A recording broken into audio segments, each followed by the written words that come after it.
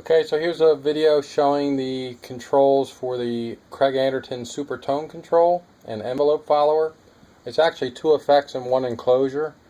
We've got the Super Tone Control, which consists of the resonance control, a toggle to switch between low and high resonance, high pass, high pass, band pass, and low pass.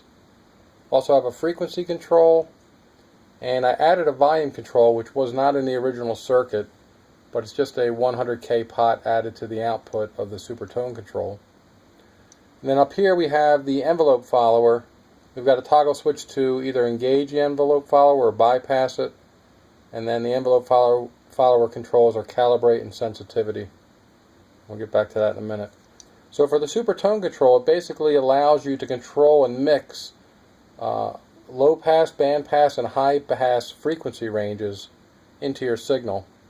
So if you have all three controls fully counterclockwise, no signal passes. So you can fully attenuate any of these bands if you choose to. To give you an idea what the controls will do, so we'll turn up the low pass on high. You'll just hear the lower frequencies come through.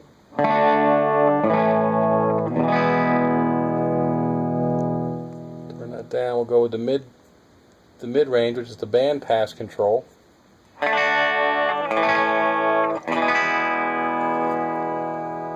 And then the same with the high pass. We'll just let the higher frequencies come through.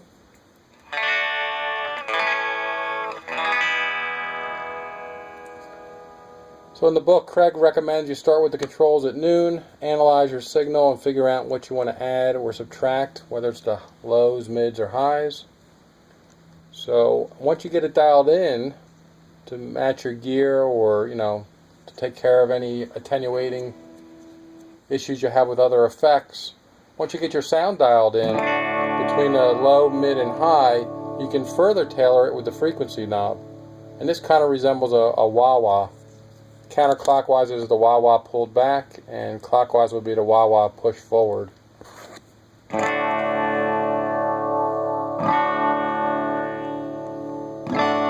Here it's shifting the frequency range.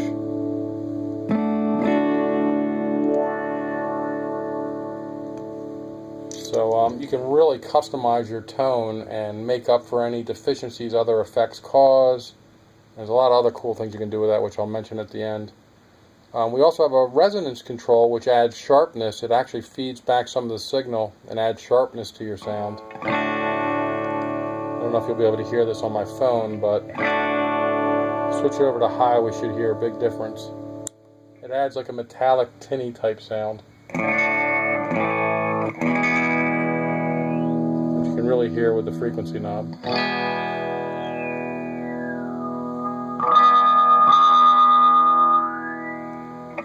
So that's pretty useful. And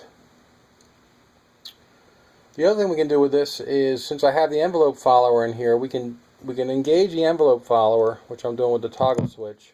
And what that essentially does is it deactivates the frequency control. So the frequency control has no more effect on the sound. You're actually controlling the sound with your picking dynamics.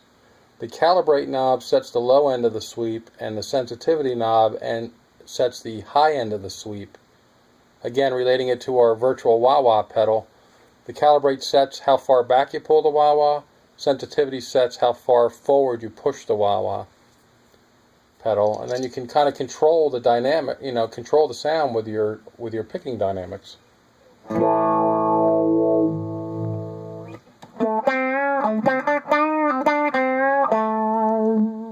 get a nice auto wah-wah type effect.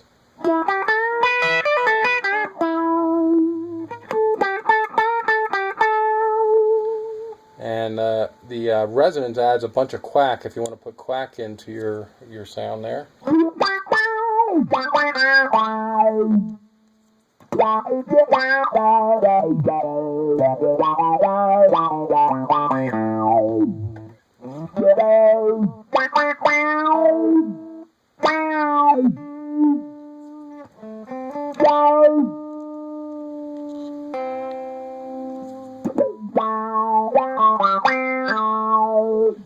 So the other things you can do with these two controls is you can set the amount of travel with your virtual wah-wah pedal.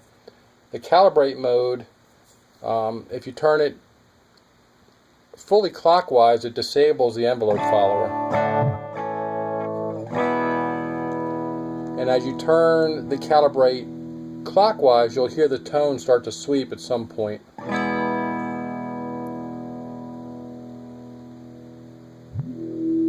So for me, it's about 11 o'clock, 10, 11 o'clock on that control. Then you hear the sweep come in. So that essentially sets the low end of your wah-wah pedal, you know, how far back you pull it. If you move it further clockwise, you can raise the bottom end of the sweep. You hear it there? So you can set how wide you want your wah effect.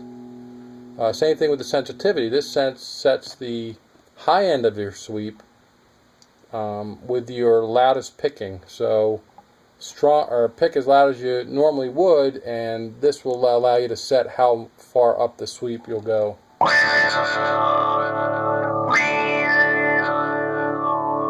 So between these two controls, you really can control how much of the wah effect you get.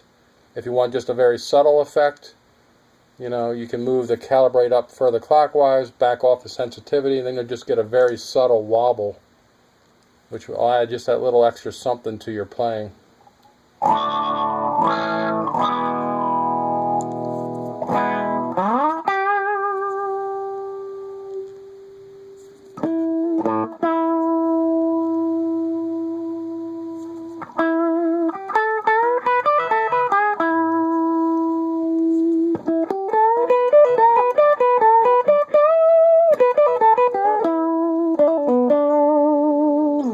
Hopefully that's coming through on the phone here, but it's pretty versatile.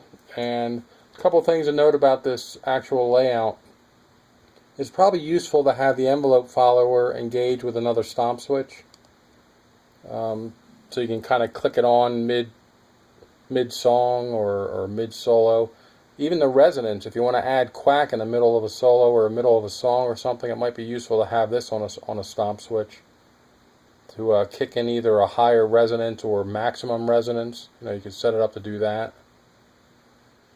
And the other thing I wanted to mention about the super tone control, it works really good with other effects. To give you an example of what you can do with this, if you have two of these and you run your signal into a buffer splitter first, have one signal going through, let's say, the super tone control with your highs and your mids attenuated completely, and just have your bass going through. And let's say you run that through a chorus pedal, and then on your second super tone control have your lows attenuated, have your mids and your highs turned up somewhat, run that through like a fuzz box or something like that, and then you mix those two signals together, and what you'll end up with is a signal where your low strings are clean but have a chorus effect on them, and your high strings would be like fuzzed out. So you could do all kinds of combinations with that and really get some, you know, a signature sound that nobody else has. So anyway, that's how the controls work on this, and let's give it a listen.